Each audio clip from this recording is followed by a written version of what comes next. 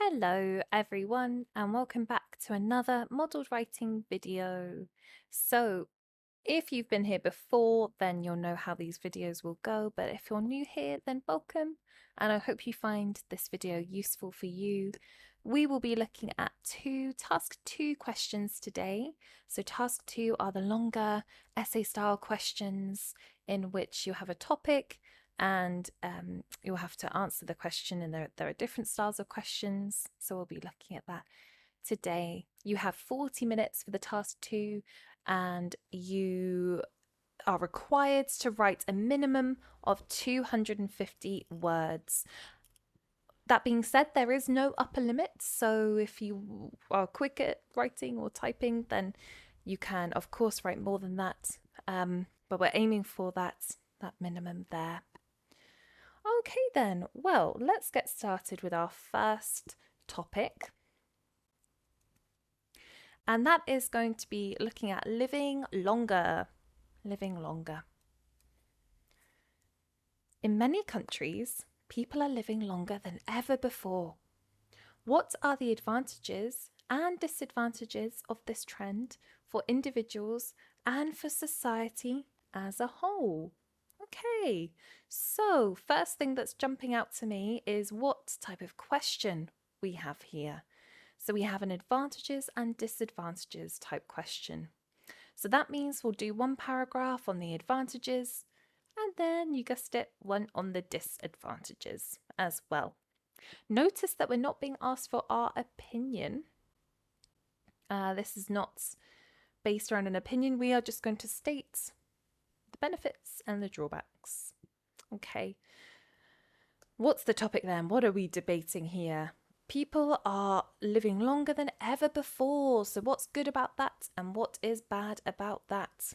Well, let's put our ideas into a plan, and that way we can keep focused in the exam, have something to refer to.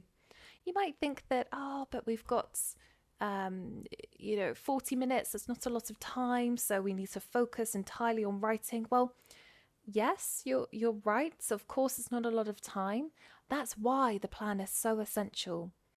This allows us to stay on task, answer the question properly, and not lose time in moments of perhaps our thoughts wander, perhaps we're slightly nervous in the exam.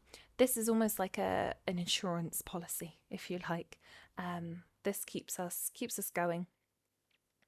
And to organize our thoughts is really important, I think, when tackling something like this, because we can't be expected to remember it all in our heads. So good to write it down, I think. Okay then, with that in mind, let's start with the advantages. So things that come to mind, let's do advantages here. Of course, families have people from older generations, they're around for longer. So families are, or maybe members of the family are around for longer. That's obviously an advantage. People have more life experience, so have better advice. So you can turn to these members in the family, ask for advice. And also, there's more time dedicated to things outside of work.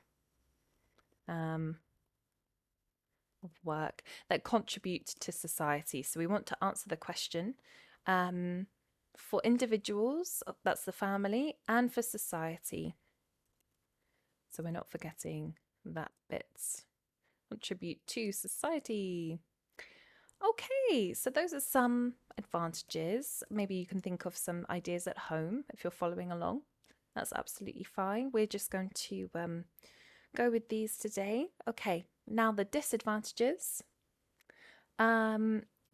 This idea of many countries are struggling with figuring out how to support an aging population. This is a problem in terms of how do we, this seeps into every aspect of life, really. There's a housing crisis. People are around for longer. Of course, the problem of overpopulation as a whole, it has an impact environmentally.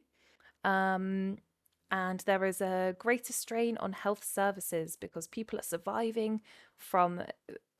So in the past, perhaps you might experience less, well, not less illnesses, but if you're not living as long, then you won't require as many services. Whereas if you're living to, 80, 90 years of age, you will, as you get older, you will need more support from um, the the healthcare system. And you might be living in with pain as well. The older that you get, you're surviving, but your body is, of course, getting weaker. So, in conclusion, there are many advantages, but also disadvantages. And we'll restate some examples from the essay there. Let's make this a bit bigger. Oh. Okay, so we've got our advantages, paragraph 1, disadvantages, paragraph 2, and then we'll just tie it all together with our conclusion. Lovely. Well, that being said, let's go to our write-up. So you will have your notes here, and we've got them on the previous slide. And we've got the question. So how do we start the question? You might think, well, we need to do a very important skill, which is paraphrasing this sentence here, putting it into our own words. So in many countries, people are living longer than ever before. I like this idea of an aging population that we put in our notes. So we could say, all around the world,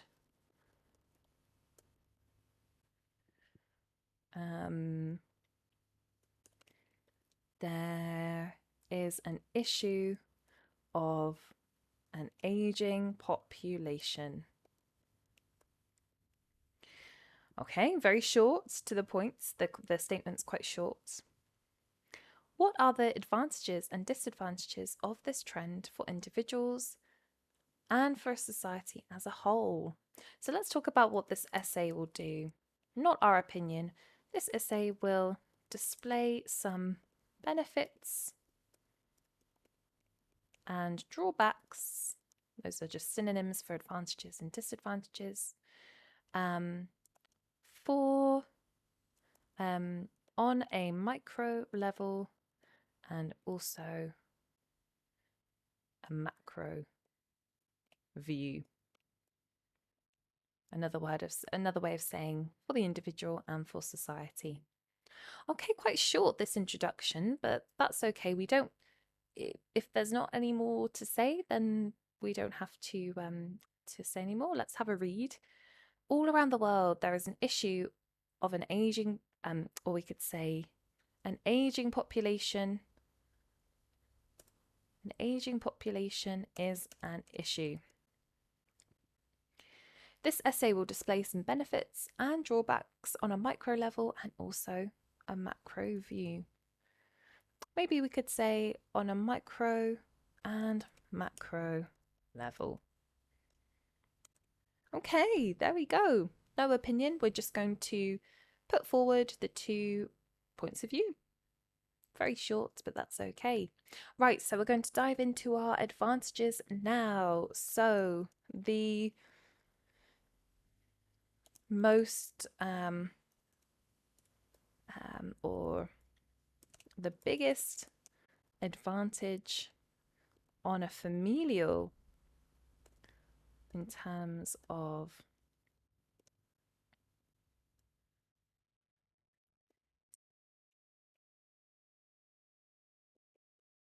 a family structure is the fact that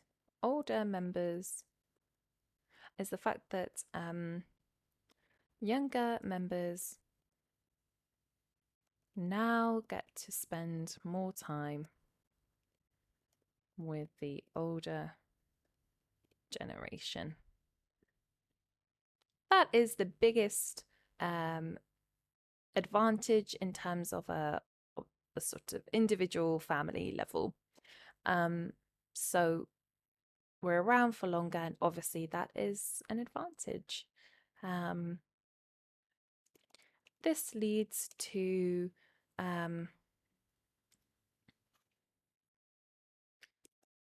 grandparents and great-grandparents being able to pass down knowledge and advice from their many years of experience to other people in the we don't want to say family, in their close circle. Let's just say in their close circle. Okay, so that is the obvious advantage here, and we've explained it a little bit more. There's more advice that can be passed down. People are around for longer. This creates a more a unit in which there are many people to turn to and more of a supportive structure. So families are spanning generations.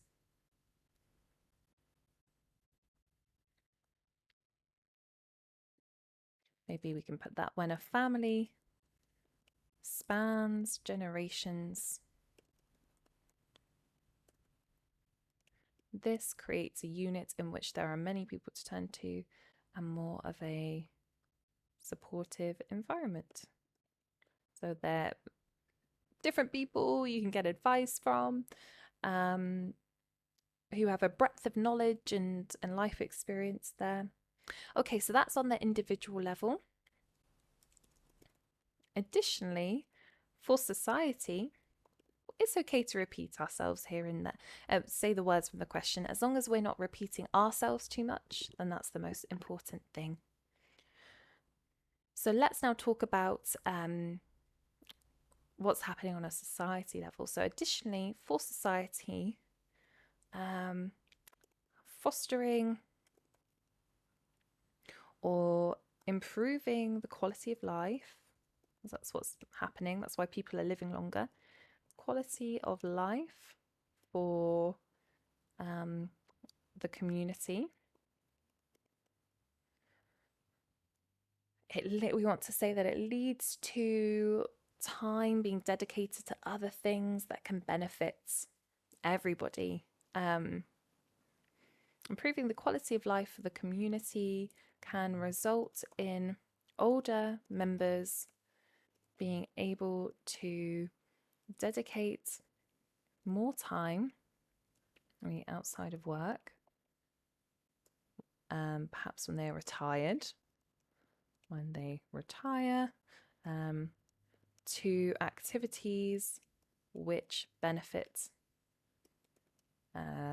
many people.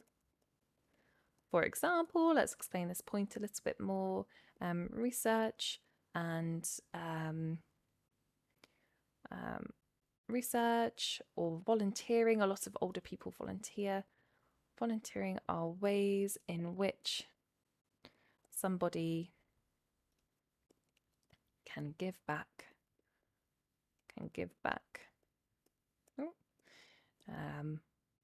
And yeah, can give back. Maybe we'll stop there.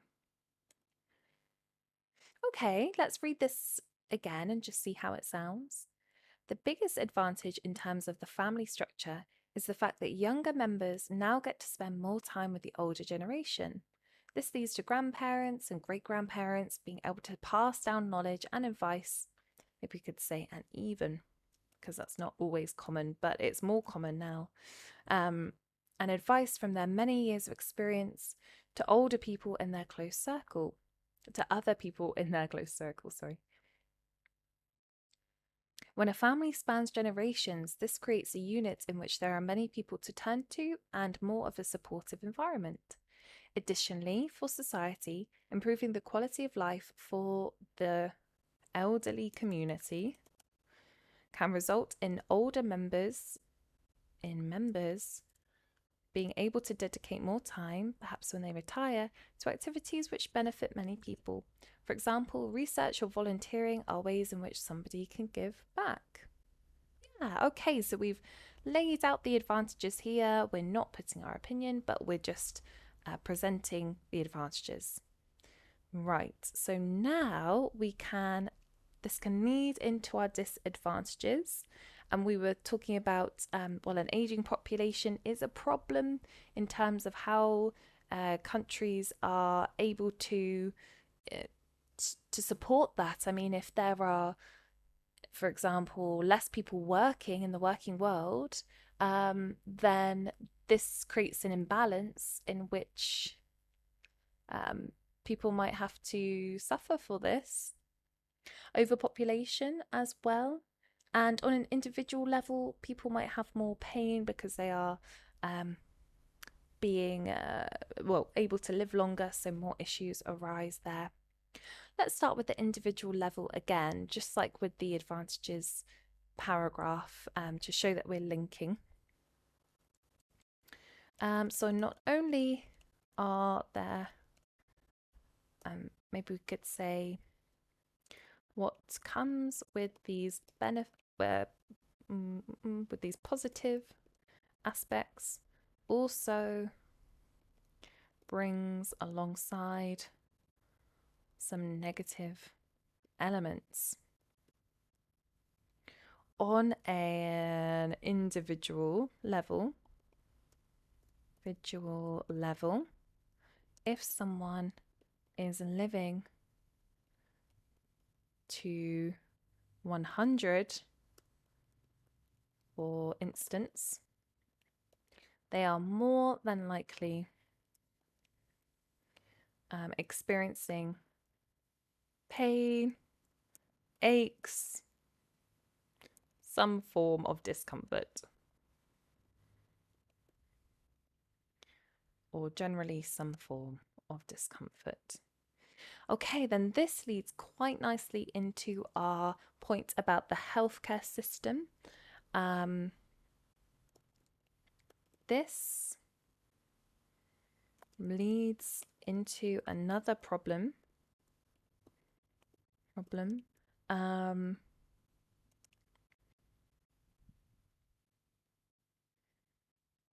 The fact that many countries are facing not a crisis, but are currently trying to cope with how society is going to support more people not working. Let's see if that sounds okay. This leads into another problem. The fact that many countries are currently trying to cope with the issue of how society is going to, or how their nation is going to support more people not working.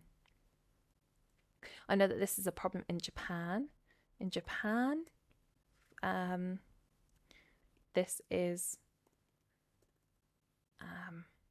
This can be seen in Japan, for example, or in places like Japan.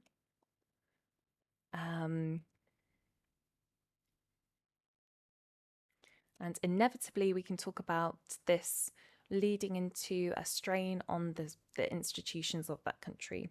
Inevitably, more retired people put a strain on institutions like healthcare.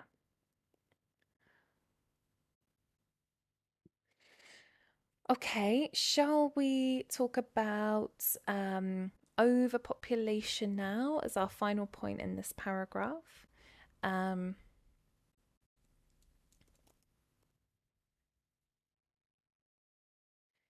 um, undoubtedly over.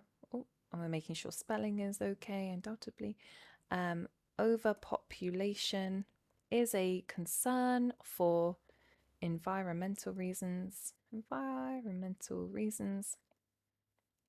The more people.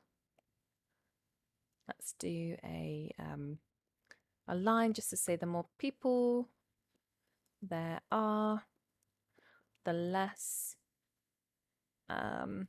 we want to say perhaps the less space for um, wildlife to flourish, the less space there is for the natural world, which can only lead to devastation, maybe. Okay, let's read this back and see how this one sounds. What comes with these positive aspects also brings alongside some negative elements. On an individual level, if someone is living to 100, for instance, they are more than likely experiencing pain, aches, or general discomfort, we could say.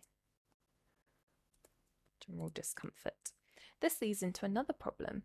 The fact that many countries are currently trying to cope with this issue of how their nation, maybe we could say, I can make this a bit more succinct.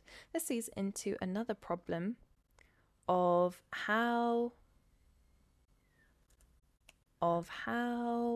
nations are going to support more people not working. This can be seen in places like Japan, and inevitably more retired people put a strain on institutions like healthcare. Undoubtedly, overpopulation is also another point, also a concern for environmental reasons. The more people there are, the less space there is. Really important to go back and check. There is for the natural world, which can only lead to devastation. Right, so we have our advantages and we also have our disadvantages. Let's tie this all together in a conclusion. So, in conclusion, while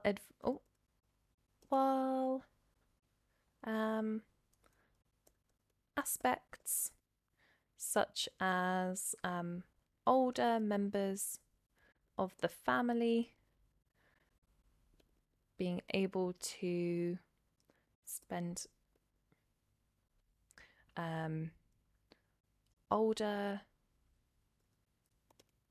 older people being able to spend more time with their families does of course bring joy. We could say it's a benefit. It brings joy to them. Nevertheless, that's a good word to contrast that. Nevertheless,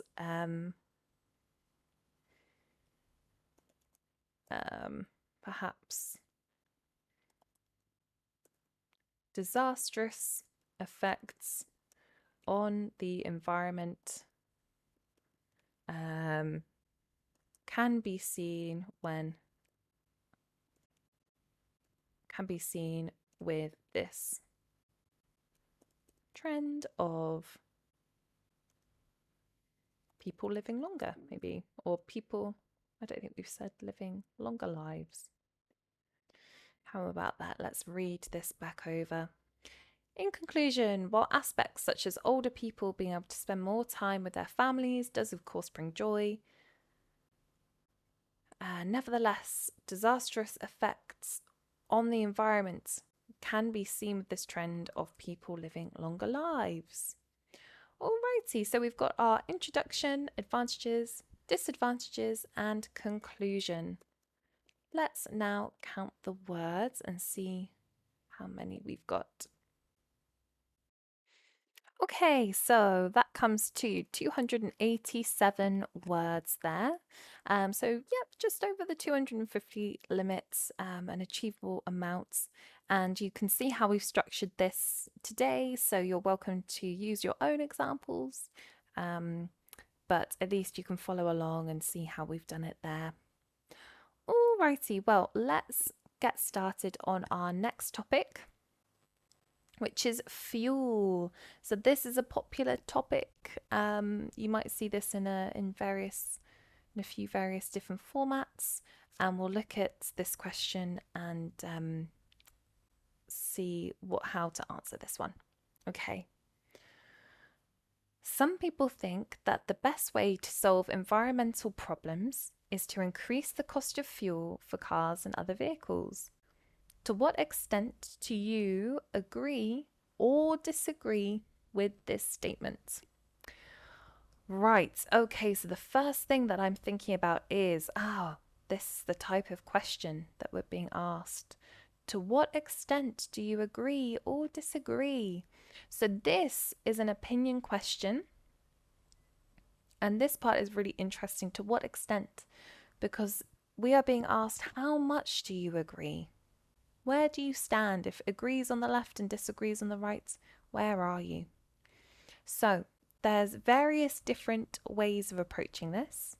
You could completely agree wholeheartedly, and both of your paragraphs could be about agreeing, or you could both agree and you could disagree as well, so you could have points for both in different paragraphs. And the last option, you could wholeheartedly, completely disagree.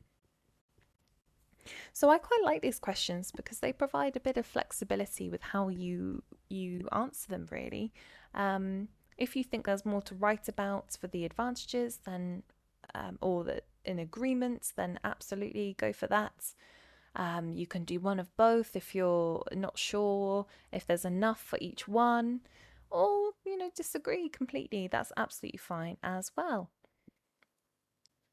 Okay then, so let's put our ideas into a plan. And we've spoken about how important plans are, so particularly with this kind of question, because it is an opinion question, so you want to keep your opinion clear throughout. We don't want to waver, therefore we want to be able to refer back to a plan, really. All right then, so agree or disagree? Let's have a think. What are we actually agreeing or disagreeing on? The fact that the best way to solve our environmental problems is to increase the cost of fuel for cars and other vehicles. Well, what's popping into my head initially is, well, yes, this would encourage people to use better forms of transport for the environment, such as public transport, cycling. So I think we could do one paragraph on agreeing. So yes, this would encourage public transport, and maybe even better, things like cycling, etc.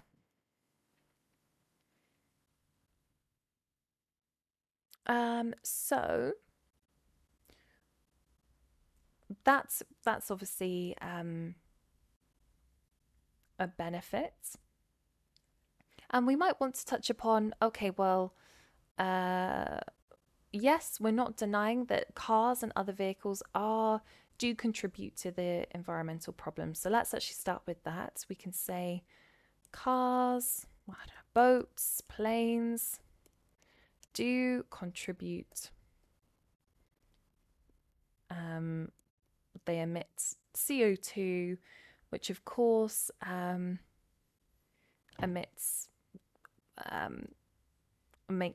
contributes to the climate crisis, and there is now a trend I think with more private jets, there's the gap between the rich and the poor is getting bigger.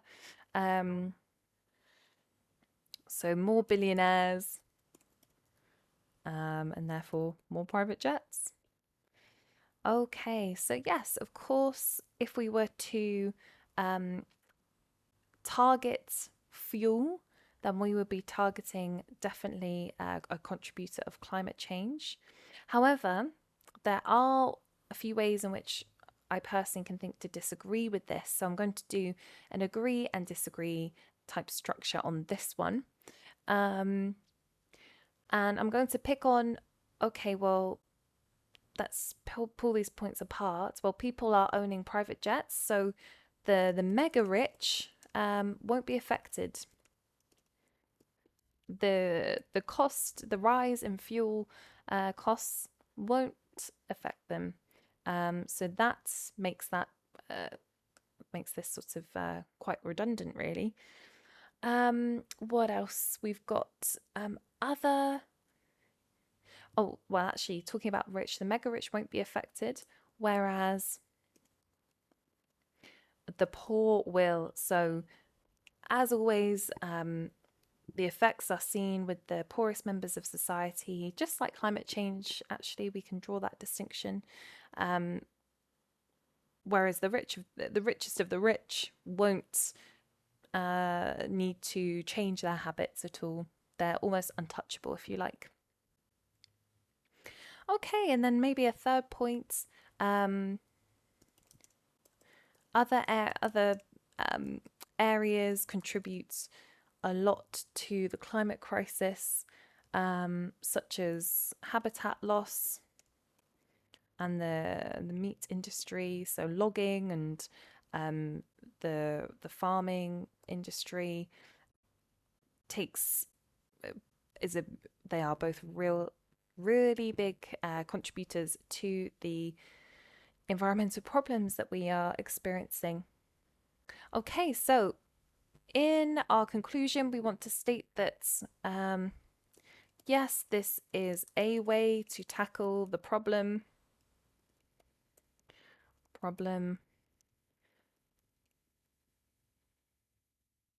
However, it is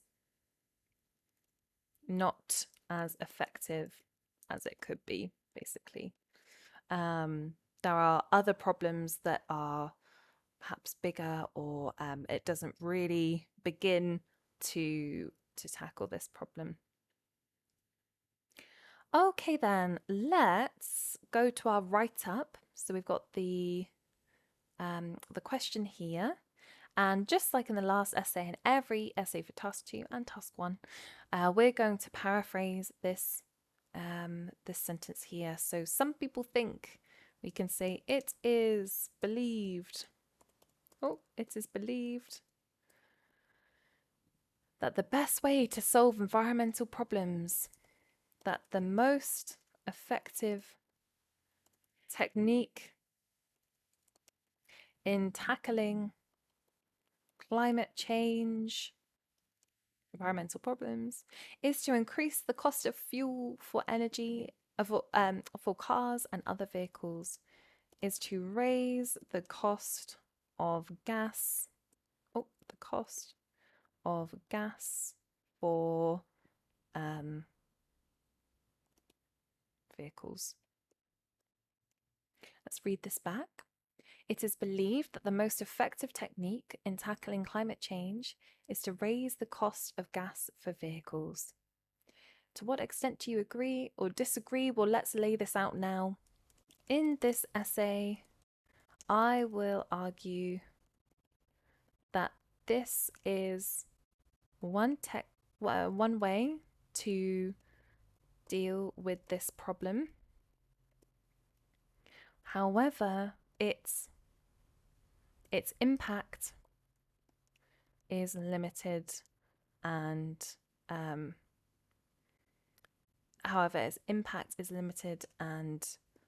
there are other serious problems to consider. we've used problem, problems to try to, or maybe there are other serious environmental problems to consider. Okay, let's read this back a little bit. In this essay, I will argue that this is one way to deal with this, that it is certainly one way to deal with this issue. However, its impact is limited and there are other serious environmental problems to consider, maybe outside of fuel. Right, so that's the route that we're going down. Okay, let's stick to this and we're going to firstly agree. So we want to talk about cars emitting CO2, which of course contributes to the climate crisis. Yes, okay, so motor cars, boats, planes, and a plethora of other forms of transport. You just open this up quite nice and wide, require fuel to power them to in order to work.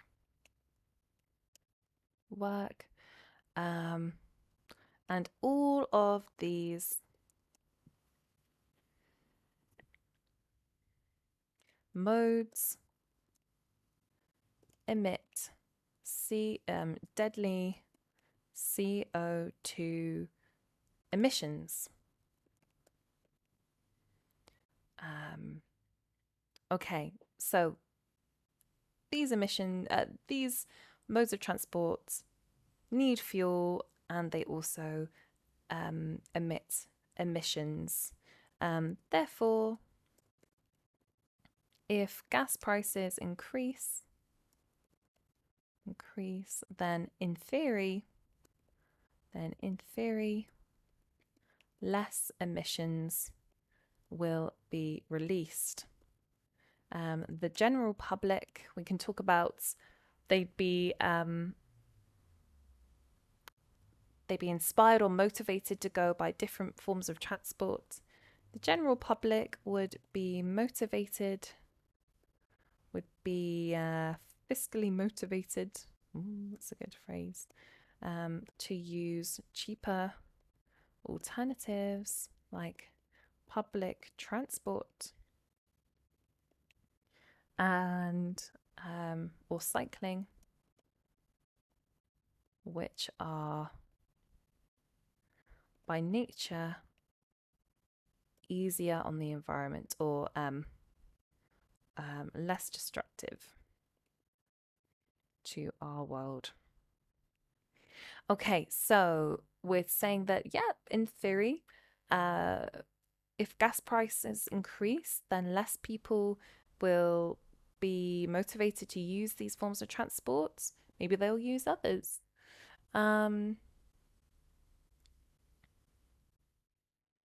Okay, brilliant. Let's talk about the trend, the gap between the rich and the poor. There's also, if we can use a linking word, additionally, there is also a wider gap between the rich and the poor and the super rich. And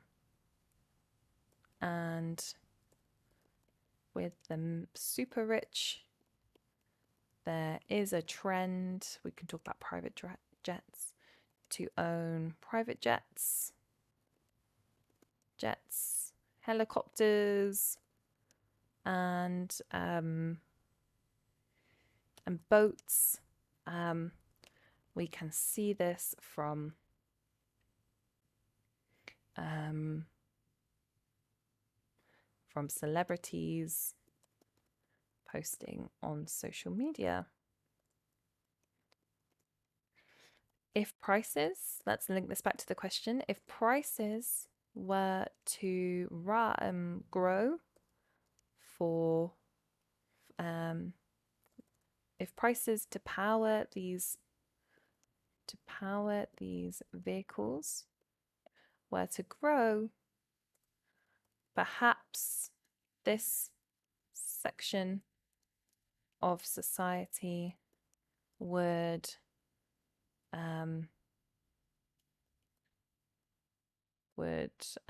be dissuaded. Oh, dissuaded. Dissuaded from purchasing these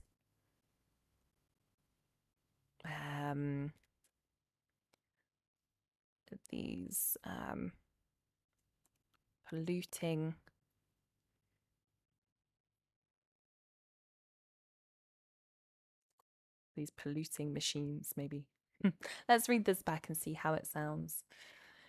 Motor cars, boats, planes, and a plethora of other forms of transport require fuel in order to work, and all of these modes emit deadly CO2 emissions. Therefore, if gas prices increase, then in theory, less emissions will be released. Let's make this a bit more clear. Fewer people would travel this way and less emissions will be released. The general public would be fiscally motivated to use cheaper alternatives like public transport or cycling, which are by nature less destructive to our world. Which naturally are less destructive to our world. Additionally, there is also a wider gap between the rich and the poor, and with the super rich, there is a trend to own private jets, helicopters, and boats. We can see this from maybe billionaire celebrities posting on social media. If prices to power these vehicles were to grow, if costs, perhaps this section of society would be dissuaded from purchasing these polluting machines. Okay, so that is our initial agreement paragraph. Now we can go into our disagreements paragraph, and I think it would be nice to pick up on the rich here and talk about how, well, if they're super rich, then this will not affect them. On the other hand, however, it can be argued that raising costs, or that seeing the price go up will not do much to save Earth. The first reason is that the mega wealthy will not be affected by this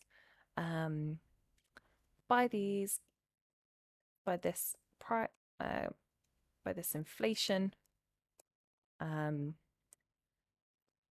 will carry on using their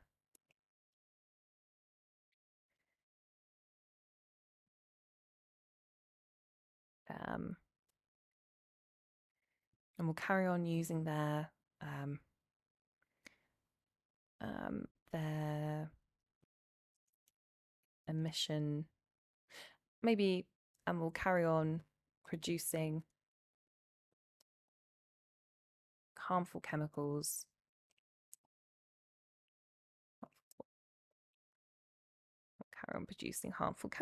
Okay, so that pulls apart that theory. What else? We've got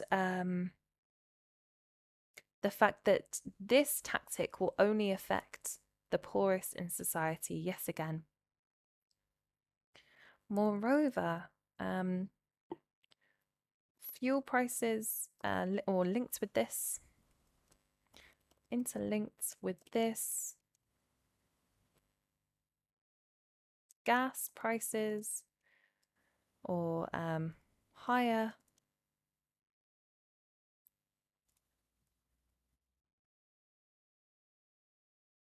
costs for gas will affect the poorest in society,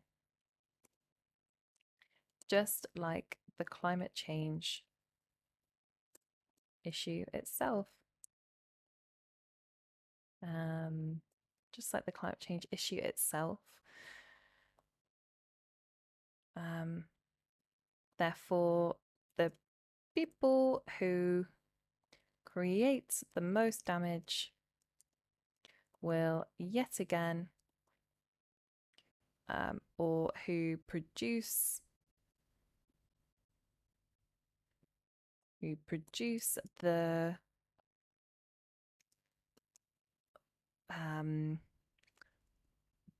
lower carbon footprints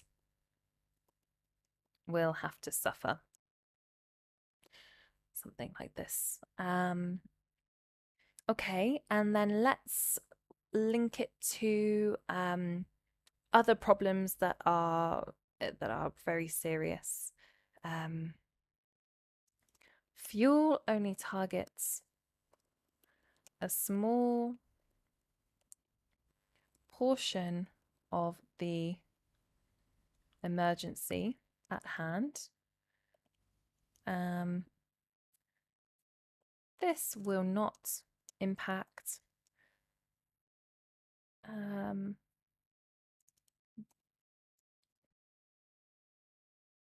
industries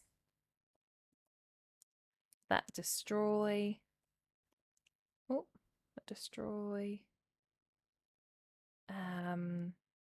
the land or farm animals, which are extremely this will not impact industries that destroy the land or farm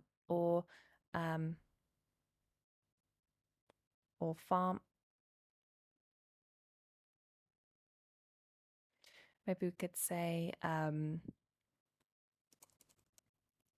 farming or logging, or maybe habitat destruction, which are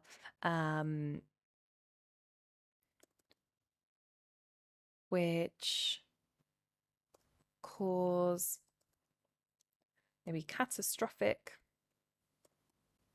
which cause a catastrophic amount of damage environmentally. Okay, let's read this back and see how it sounds. On the other hand, however, it can be argued that seeing the price go up will not do much to save Earth. The price, fuel, to seeing gas prices go up will not do much to save Earth. The first reason is that the mega wealthy will not be affected by this inflation and will carry on producing harmful chemicals,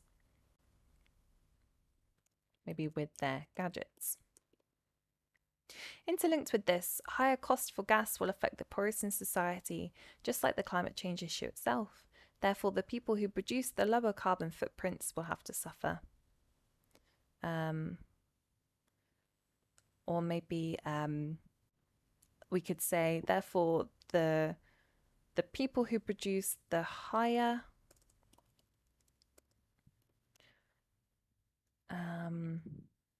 carbon footprints will continue to do so. That's kind of what we were saying before, actually. So we don't want to repeat ourselves. Higher costs will affect the poorest in society. Therefore, causing, maybe we could say something like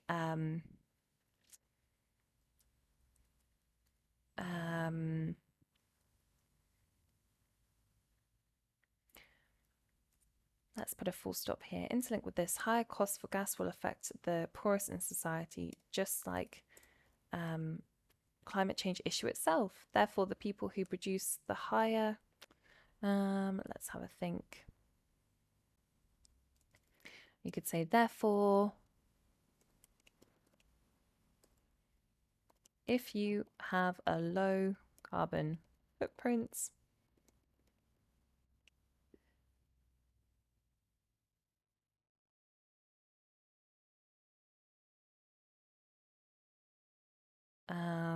we could say maybe it does not make sense to target those with a low carbon footprint. There we go. Sometimes it takes a while to phrase it in the best way. It does not make sense to target those with a low carbon footprint. Fuel only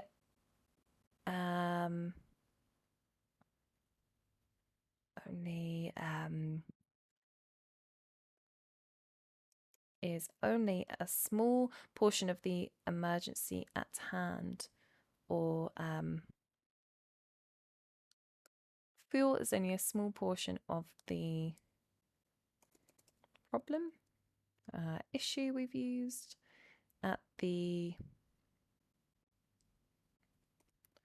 larger picture at hand. This will not impact industries. This will not impact industries that focus on farming or habitat destruction, which cause a catastrophic amount of damage environmentally. Okay, so you can see how we can edit to shuffle it around a little bit to make it sound a bit better. All right, so we've got our agree and we've got our disagree. Let's now tie this all together. In summary, higher prices for natural gases which power our vehicles will discourage most individuals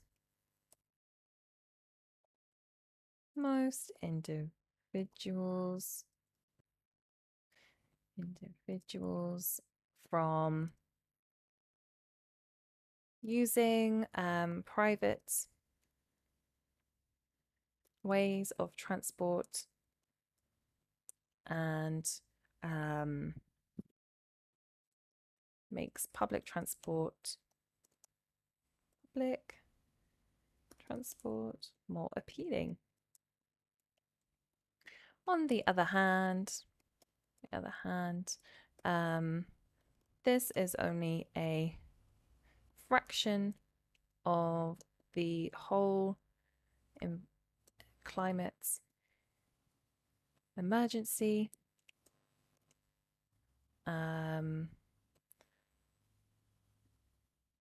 Maybe we could say if this was implemented,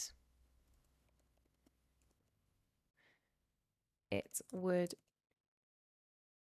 solve a fraction of the whole climate emergency and address and perhaps cause more harm than good. Maybe. Okay, let's have a look at the word count here. And we're aiming for about 250 words. Okay, so just had a double check and that comes to 287 words. The same amount as the last video, which is unlikely, but there we go. So just over the limit there, the minimum limit. So very possible to aim for this, and it's good that you've seen the structure that we've used today. So agree and then disagree, but you could have had agree, disagree, up to you. So that's great. I hope that's helped with your practice today. Thank you for coming along. Do let us know if you've got any questions. We'd really like to hear from you, and we'll see you in the next video.